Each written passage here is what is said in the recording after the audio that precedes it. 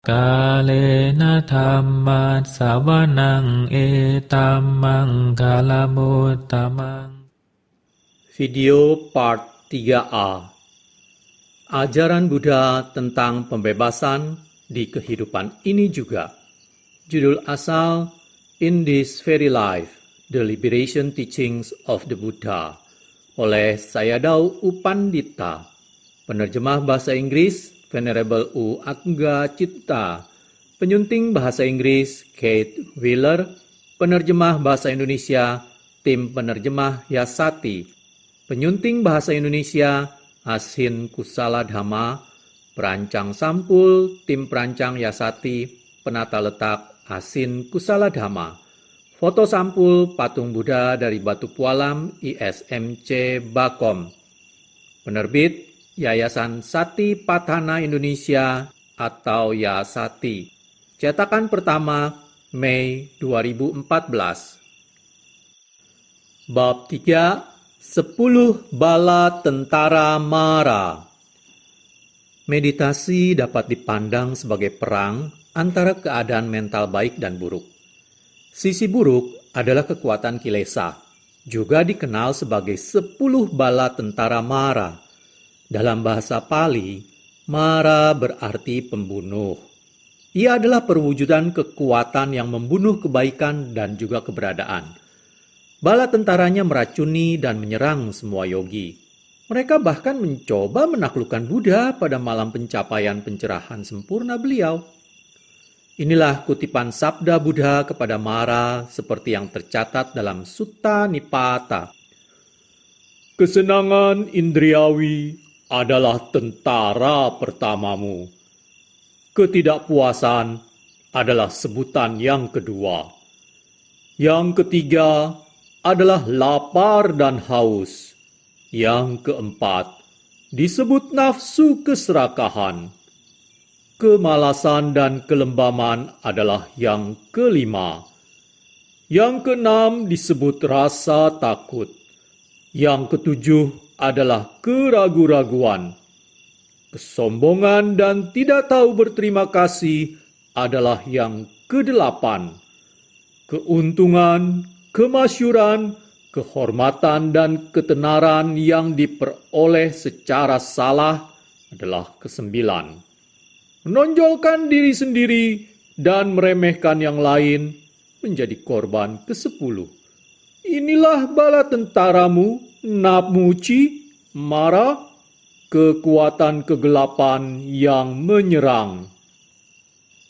Seseorang yang bukan pahlawan tidak mampu mengalahkannya, tetapi setelah mengalahkannya, ia memperoleh kebahagiaan.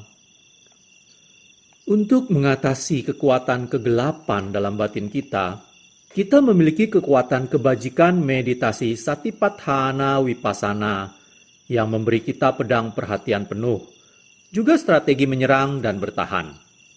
Dalam kasus Buddha, kita tahu siapa yang menjadi pemenang. Sekarang, mana yang akan menang dalam diri Anda? Tentara pertama, kesenangan indriawi. Kesenangan indriawi adalah tentara pertama Mara. Disebabkan oleh perbuatan baik yang lampau di alam indriawi atau materi, kita terlahir kembali di dunia ini. Di sini, seperti di alam indriawi lain, semua makhluk dihadapkan pada berbagai macam objek indera yang menarik. Suara merdu, aroma harum, gagasan menarik, dan semua objek menyenangkan lainnya menyentuh 6 pintu indera kita. Sebagai akibat alami dari kontak dengan objek-objek ini, timbullah keinginan. Objek-objek menyenangkan dan keinginan adalah dua landasan kesenangan indriawi. Kemelekatan kita pada keluarga, harta benda, bisnis, dan teman juga merupakan tentara pertama ini. Biasanya, untuk umat manusia, tentara ini sulit diatasi. Beberapa orang melawannya dengan menjadi biku atau bikuni, meninggalkan keluarga dan semua yang mereka lekati. Para yogi saat retret untuk sementara meninggalkan keluarga dan pekerjaan dengan tujuan berperang melawan kekuatan kemelekatan yang mengikat kita dengan 6 jenis objek indera. Setiap kali Anda berlatih meditasi, khususnya dalam retret, Anda meninggalkan sejumlah besar hal yang menyenangkan. Bahkan dengan pengurangan ini, Anda tetap merasakan beberapa bagian lingkungan Anda lebih menyenangkan daripada yang lain. Saat ini, sangat bermanfaat untuk mengenali bahwa Anda sedang berhadapan dengan Mara, musuh bagi kebebasan Anda. Tentara kedua, ketidakpuasan. Tentara kedua Mara adalah ketidakpuasan terhadap kehidupan suci, khususnya terhadap praktek meditasi. Dalam suatu retret, Anda mungkin merasa tidak puas dan bosan dengan keras atau tingginya tempat duduk Anda, dengan makanan yang Anda terima, dengan segala hal dalam kehidupan Anda selama latihan. Beberapa hal muncul dan sebagai akibatnya, Anda tidak dapat membenamkan diri Anda dalam kebahagiaan meditasi. Anda mungkin mulai merasa sebenarnya ini kesalahan latihan. Untuk memerangi ketidakpuasan ini, Anda harus menjadi seorang abhirati, orang yang gembira dan puas serta yakin pada Dhamma. Setelah menemukan dan menerapkan cara tepat dalam latihan, Anda mulai mengatasi rintangan-rintangan itu. Kegairahan, kegembiraan, dan kesenangan secara alami muncul dari pikiran Anda yang terkonsentrasi. Pada saat itu, Anda mengetahui kebahagiaan Dhamma jauh melebihi kesenangan indriawi. Inilah sikap seorang abhirati. Akan tetapi, jika Anda tidak cermat dan berhati-hati dalam latihan, Anda tidak akan mendapatkan cita rasa Dhamma yang lembut, menakjubkan, dan halus. Serta segala kesulitan dalam latihan Anda menyebabkan munculnya kebencian dalam diri Anda. Bila demikian, maka Mara menjadi pemenang. Mengatasi kesulitan dalam latihan Vipassana seperti peperangan. Para yogi menggunakan cara menyerang, bertahan, atau bergerilya sesuai dengan kemampuannya. Jika ia seorang petarung tangguh, yogi tersebut akan maju. Jika lemah, ia akan mundur sementara, tetapi tidak dengan cara kacau balau, terhuyung-huyung, dan lari tunggang langgang, melainkan menarikan diri dengan strategi, perencanaan, dan dilaksanakan dengan tujuan mengumpulkan kekuatan untuk pada akhirnya memenangkan pertempuran. Kadang-kadang ketidakpuasan pada lingkungan atau dukungan pada latihan meditasi tidak seluruhnya kesalahan Mara. Tidak seluruhnya disebabkan oleh lamunan dari pikiran yang serakah. Namun demikian, ketidakpuasan yang meresap dapat mengganggu kemajuan meditasi. Agar dapat bermeditasi, kebutuhan hidup mendasar harus tersedia. Para yogi harus memperoleh tempat tinggal dan makanan yang pantas, juga faktor pendukung lainnya. Dengan terpenuhinya kebutuhan itu, mereka dapat sepenuh hati meneruskan latihan meditasi. Kebutuhan akan lingkungan yang sesuai adalah sebab keempat dari 9 sebab untuk meningkatkan kemampuan pengendalian, dan telah diuraikan secara panjang lebar dalam bab sebelumnya. Jika Anda menemukan kekurangan dalam lingkungan yang Anda yakini hal itu menghalangi meditasi Anda, sungguh beralasan mengambil langkah masuk akal untuk mengatasinya. Tentu saja, Anda harus jujur pada diri Anda sendiri dan orang lain. Pastikan bahwa Anda tidak semata-mata mengalah pada tentara Mara kedua ini. Tentara ketiga, lapar dan haus. Apakah makanan menjadi masalah? Mungkin seorang yogi harus mengatasi nafsu keserakahan dan ketidakpuasan hanya untuk sekali lagi diserang oleh tentara Mara ketiga, lapar dan haus. Di zaman dahulu dan bahkan sampai saat ini, Makanan para biku dan bikuni bergantung pada kemurahan hati umat awam. Praktek yang umum dilakukan seorang biku adalah pergi menerima dana makanan setiap hari di kelompok masyarakat atau desa yang mendukungnya. Terkadang seorang biku hidup di daerah terpencil dan memperoleh dukungan dari sekelompok kecil keluarga. Suatu hari ia bisa memperoleh kebutuhannya, di hari lain tidak. Hal yang sama terjadi pada para yogi awam. Dalam retret, makanan tidak sama seperti di rumah. Anda tidak mendapatkan makanan manis yang Anda gemari atau makanan asam, asin, dan makanan mewah kebiasaan Anda. Bila Anda gelisah kehilangan rasa makanan itu, Anda tidak bisa berkonsentrasi sehingga tidak dapat melihat Dhamma. Juga di dunia ini, seseorang dapat menghabiskan banyak uang di restoran dan tidak menyukai makanan yang disajikan. Kenyataannya, jarang orang mendapatkan segala sesuatu sesuai yang diinginkan. Mereka lapar dan haus, tidak hanya pada makanan, tetapi juga pakaian, hiburan, serta kegiatan yang menarik dan biasa didapatkan. Gagasan lapar dan haus ini berkaitan dengan segala kebutuhan dan keperluan. Jika Anda mudah puas, memiliki sikap berterima kasih atas apa yang Anda terima, tentara mara ketiga tidak akan terlalu mengganggu Anda. Seseorang tidak dapat selalu melakukan apa yang ingin ia lakukan, tetapi adalah mungkin mencoba untuk selalu berada dalam sikap yang bermanfaat dan pantas. Jika Anda memusatkan energi untuk memajukan latihan meditasi, Anda akan mencicipi cita rasa Dhamma yang sebenarnya, yang kepuasannya tiada bandingannya. Pada saat itulah, tentara mara ketiga akan terlihat seperti tentara mainan Anda. Jika tidak, maka akan sulit menyesuaikan diri pada lapar dan haus.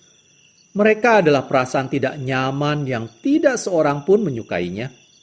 Ketika mereka menyerang, jika tidak ada perhatian penuh, pikiran tak terelakkan mulai membuat rencana. Anda akan melakukan pembenaran luar biasa untuk mendapatkan apa yang Anda inginkan. Demi latihan Anda, kesehatan mental Anda, untuk membantu pencernaan Anda, lalu Anda mulai bergerak mendapatkan benda yang Anda inginkan. Tubuh Anda terlibat dalam memuaskan kemelekatan Anda. Tentara keempat, nafsu keserakahan. Nafsu keserakahan adalah tentara mara keempat. Suatu saat, mangkuk seorang biku tidak cukup penuh makanan setelah ia berkeliling menerima dana makanan. Atau beberapa makanan yang sesuai kegemarannya tidak juga diterimanya. Bukannya pulang ke wihara, ia memutuskan berkeliling lagi guna menerima dana makanan. Ini rute baru yang belum dicoba. Di sana ia mungkin mendapatkan makanan kegemarannya. Rute baru seperti ini bisa menjadi sangat panjang. Apabila ia seorang biku atau bukan, seseorang mungkin biasa dengan pola ini. Pertama muncul nafsu keserakahan, lalu perencanaan, selanjutnya bergerak mewujudkan rencana. Semua proses ini akan sangat melelahkan batin dan jasmani. Tentara kelima, kemalasan dan kelembaman. Bala tentara mara kelima bergerak masuk. Ia tidak lain adalah kemalasan dan kelembaman, ngantuk. Kesulitan yang disebabkan oleh kemalasan dan kelembaman ini perlu dibahas. Karena secara mengejutkan, mereka luar biasa besar. Kemalasan adalah terjemahan dari kata Pali, thina. Sebenarnya berarti kesadaran yang lemah, mengkerut serta layu. Kesadaran yang melekat dan berlumpur, tidak mampu kokoh menangkap objek meditasi. Karena thina membuat kesadaran lemah, dengan sendirinya melemahkan tubuh. Kesadaran yang melempem tidak mampu membuat posisi duduk Anda tetap tegak dan kokoh. Meditasi jalan boleh dikatakan seperti menyeret sesuatu. Timbulnya tina berarti atapa, aspek energi yang berapi-api tidak ada. Kesadaran menjadi kaku dan keras, kehilangan ketajamannya. Bahkan pada seorang yogi yang memulai dengan cukup energi, kemalasan bisa membungkusnya, sehingga dibutuhkan tambahan energi untuk habis membakarnya.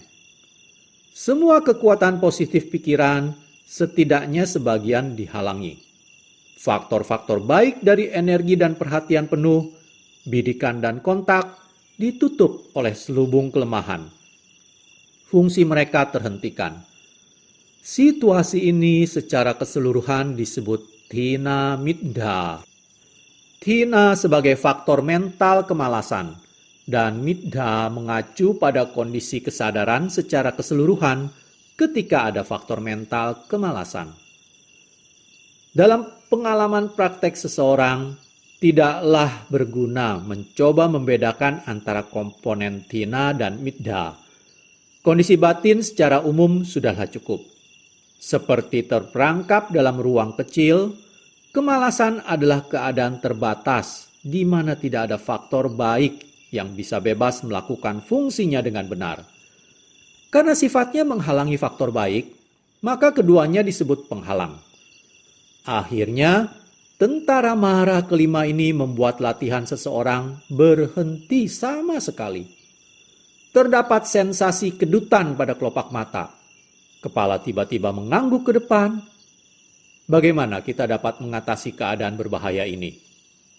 Suatu ketika, Yang Mulia Mahamoggallana, salah satu dari 2 siswa utama Buddha, bermeditasi di hutan. Thina middha muncul. Batinnya malas dan lemah, tak dapat digunakan seperti sepotong mentega mengeras dalam cuaca dingin.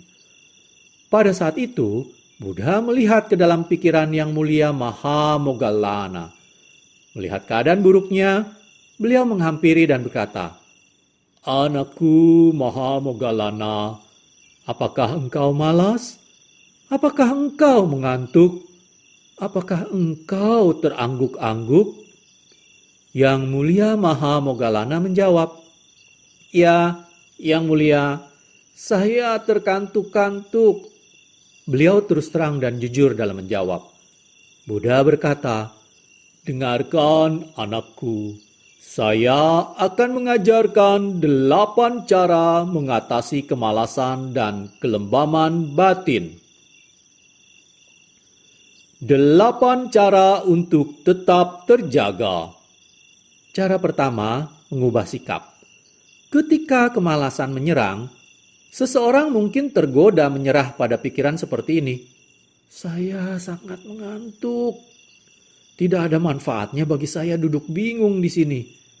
Mungkin saya akan berbaring sesaat mengumpulkan tenaga."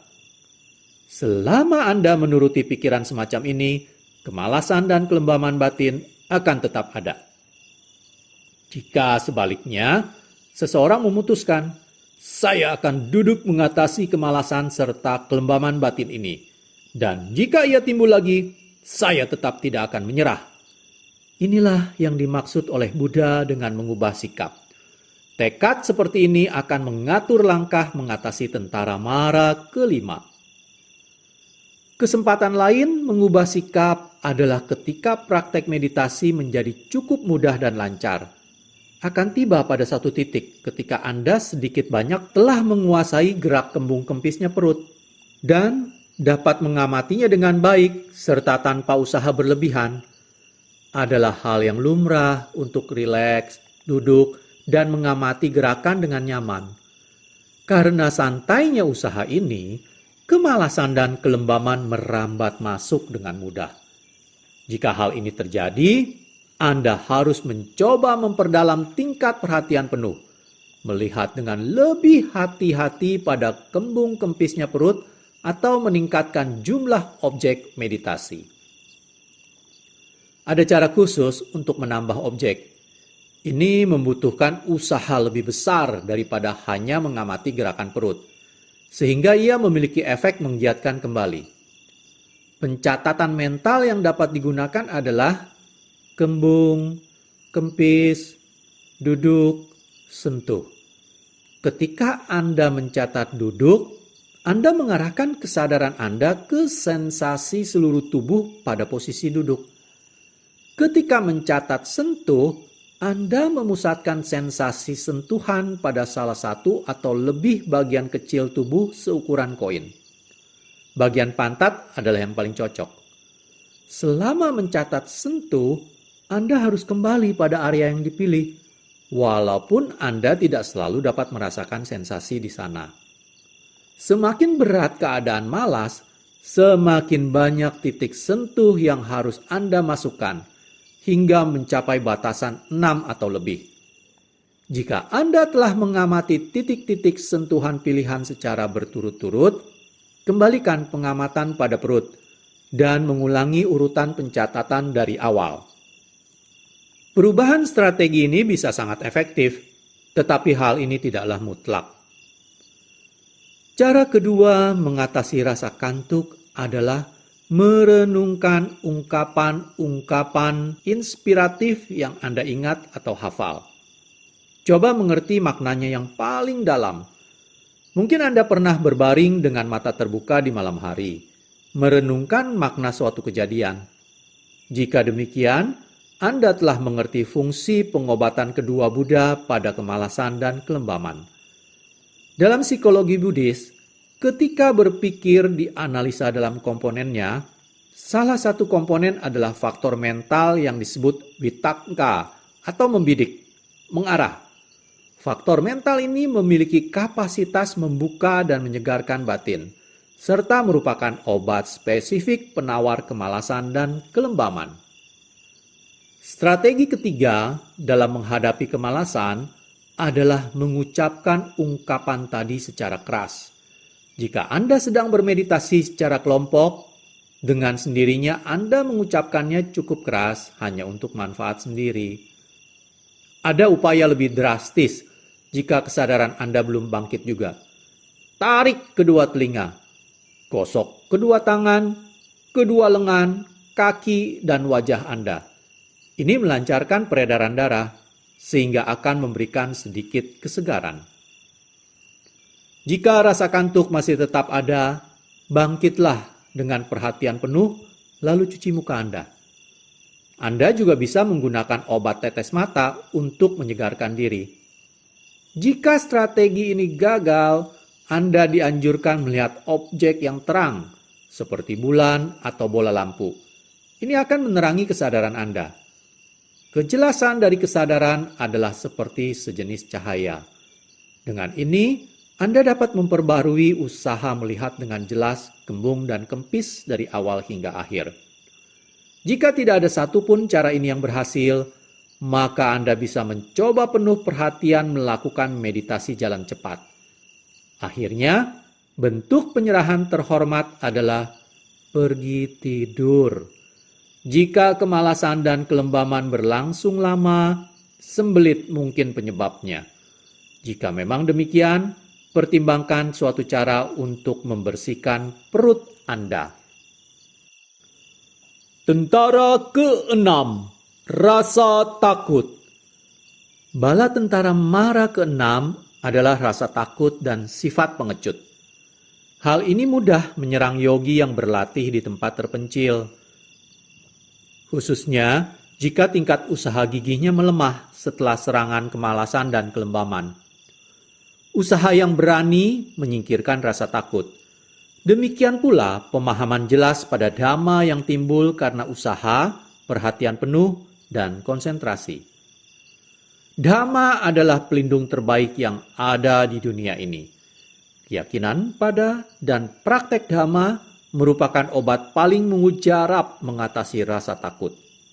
Mempraktekkan moralitas menjamin kondisi masa depan seseorang yang baik dan menyenangkan. Mempraktekkan konsentrasi berarti menjadikan seseorang lebih sedikit menderita ketegangan mental. Dan mempraktekkan kebijaksanaan membawa pada nibbana, di mana semua rasa takut dan mara bahaya telah dilampaui.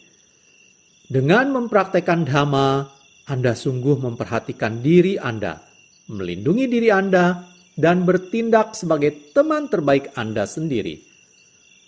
Rasa takut yang biasa adalah perwujudan kemarahan yang terbenam. Anda tidak dapat menghadapi suatu masalah, sehingga Anda tidak menunjukkan reaksi keluar dalam bentuk apapun dan menunggu kesempatan untuk lari. Tetapi jika Anda dapat langsung menghadapi masalah dengan pikiran terbuka dan tenang, ketakutan tidak akan muncul.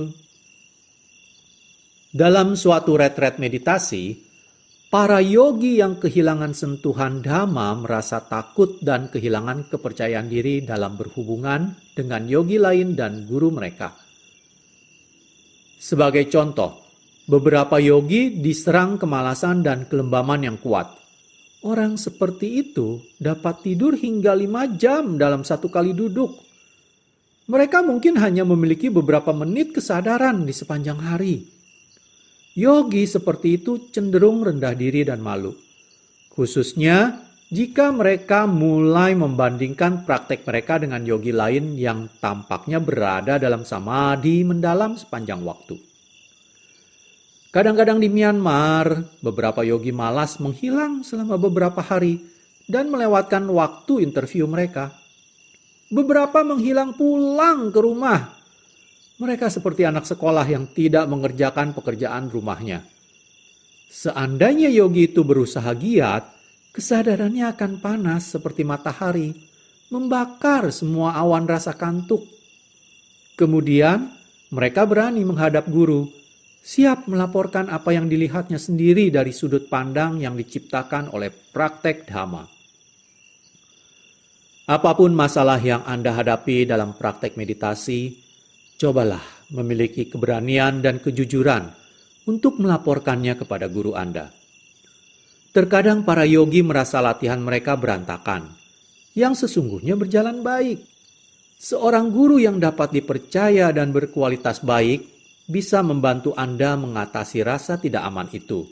Dan Anda dapat terus menapaki jalan Dhamma melalui usaha, keyakinan, serta kepercayaan diri. Tentara ketujuh, keragu-raguan. Kemalasan dan kelembaman adalah hanya satu alasan mengapa para yogi mulai meragukan kemampuan mereka. Keragu-raguan adalah tentara mara ketujuh, mengerikan dan menakutkan. Ketika seorang yogi mulai melenceng dalam latihannya, ia mungkin akan mulai kehilangan kepercayaan diri. Dengan merenungkan situasi itu biasanya tidak membawa perbaikan. Justru keraguan-raguan timbul dan perlahan-lahan meluas. Pertama, keraguan-raguan pada diri sendiri. Lalu, keraguan-raguan pada metode latihan. Bahkan meluas menjadi keraguan-raguan pada guru. Apakah guru tersebut mampu memahami situasi ini? Barangkali yogi ini adalah kasus khusus dan membutuhkan rangkaian instruksi baru. Pengalaman yang diutarakan oleh yogi lain adalah khayalan. Setiap aspek latihan yang dapat dipikirkan menjadi meragukan. Istilah Pali untuk tentara ketujuh ini adalah Wicikicca, yang memiliki arti lebih dari sekedar keraguan-raguan. Ini adalah kelelahan batin yang datang dari prasangka. Seorang yogi yang diserang oleh kemalasan dan kelembaman, misalnya, tidak mampu mengerahkan perhatian terus-menerus yang mendorong munculnya pandangan terang intuitif. Jika yogi itu penuh perhatian, ia akan memahami batin dan materi secara langsung, serta melihat bahwa keduanya terhubung oleh sebab dan akibat. Tetapi, jika tidak ada pengamatan nyata yang dilakukan, sifat sejati batin dan materi tetap kabur. Seseorang tidak akan mengerti apa yang belum ia lihat. Yogi yang tidak penuh perhatian ini mulai menggunakan intelektualnya dan berpikir, saya ingin tahu terdiri dari apa sajakah batin dan materi itu. Apa hubungan keduanya?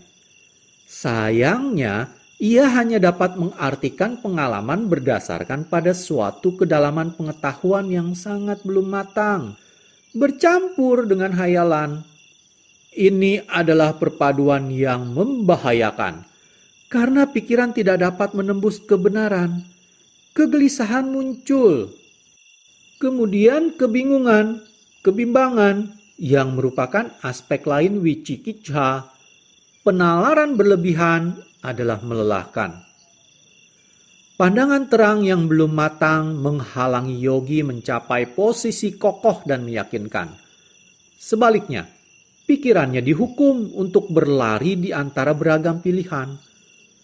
Mengingat segala teknik meditasi yang pernah ia dengar, seorang yogi akan mencoba sedikit dari sini dan sedikit dari sana.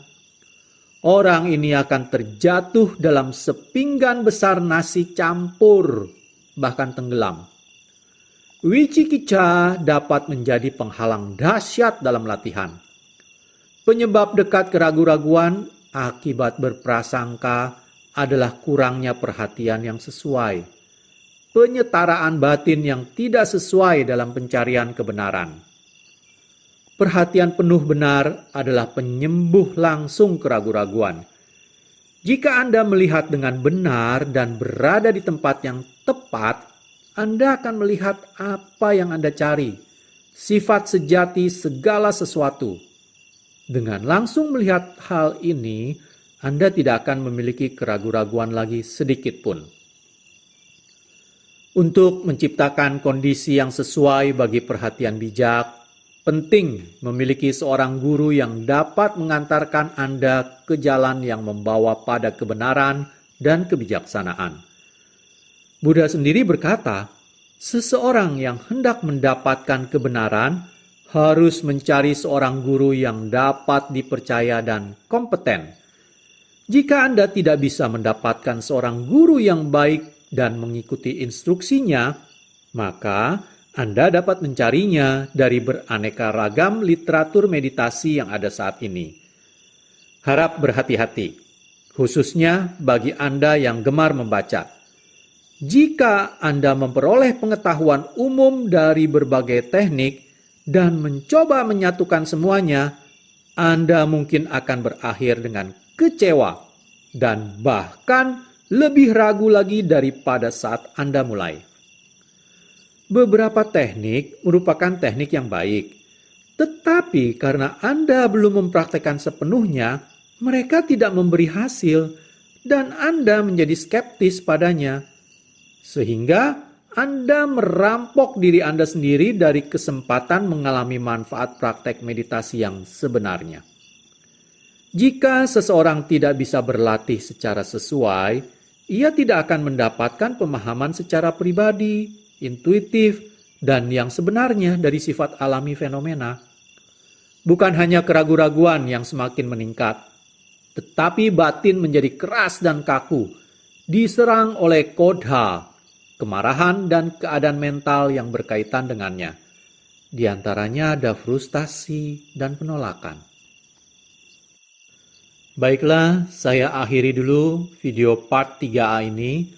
Pada video part 3B, saya akan lanjutkan membaca bagian dari tentara ketujuh keraguan-raguan dengan membacakan subbab batin yang berduri. Terima kasih.